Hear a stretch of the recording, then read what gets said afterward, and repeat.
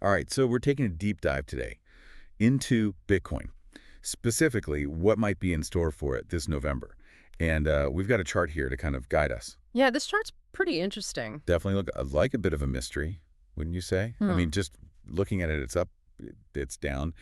Bitcoin being Bitcoin. Right. Oh, absolutely. That's Bitcoin for you. Never a dull moment. Those Yeah. short-term price swings, though. Yeah, exactly. That's what I'm talking about. It's enough to make anyone's head spin, trying to figure out which way it's going to go next.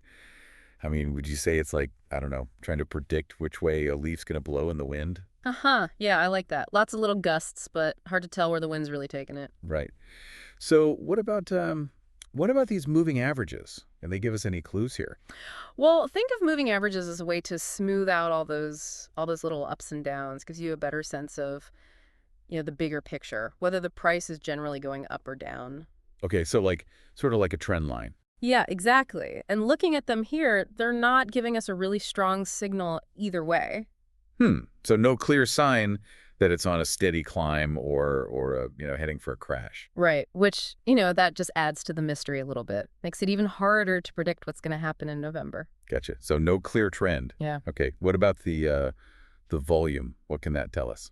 Yeah, so volume, that's how much Bitcoin is actually being traded, right?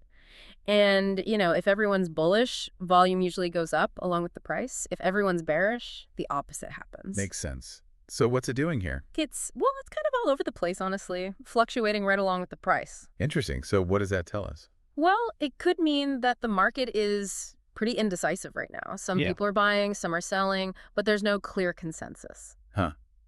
Okay. So it's kind of like a crowd at a crossroads, maybe. Mhm. Some going one way, some going the other. Lots of noise, but no clear direction. Yeah, that's a good way to put it. No one's quite sure which path to take. All right, let's dive into some of these indicators and get a little more technical. Mhm. First up, Max D. Now remind me, what is this one track again? Sure. So the MACD, it helps us spot potential buy and sell signals.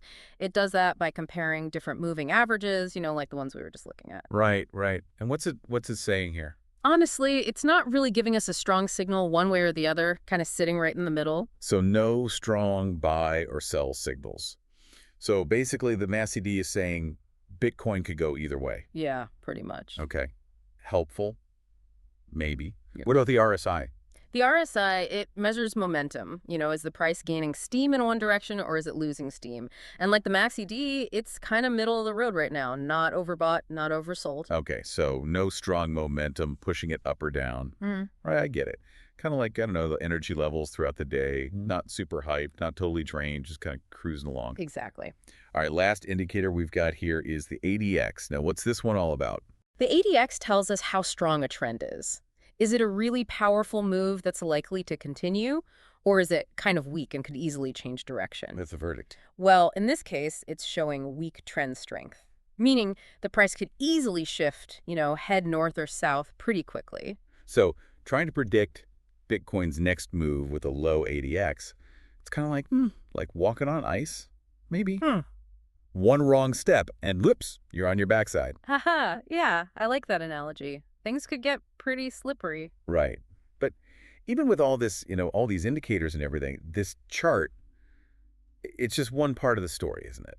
Exactly. You can't just look at one brushstroke and think you understand the whole painting. Right. There's global economics, regulations, all those other factors that can come into play. Oh, absolutely. And even just, what people are feeling, what they believe is going to happen. Like if everyone suddenly decides Bitcoin's going to the moon, well, guess what? It probably will, at least for a little while. Right. Sentiment. Yeah. That's what they call it. Right. Yeah, market sentiment. It's a powerful force. So even if the chart's not giving us a clear answer, something like that big economic report that's coming out next week, that could really shake things up. Oh, for sure. Something like that could be a catalyst. Suddenly everyone's running in the same direction. Right. And then we'd see a clear trend emerge. Exactly. Okay, so even though this chart gives us some clues about Bitcoin's possible moves in November, it's just a snapshot, right? Definitely. Like it's a starting point. But you got to look at the whole picture, do your research, consider all the factors. All right, so let's recap a bit.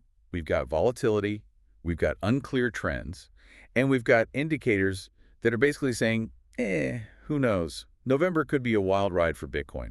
But hey, isn't that part of the fun? Haha. Well, it definitely keeps things interesting. It does. But here's a thought for you to chew on, as we wrap up. When you hear those people making those confident predictions about Bitcoin, are they really seeing the whole picture? Or are they just looking at one brushstroke and jumping to conclusions? That's a great question. And honestly, it's something everyone should be thinking about. Exactly.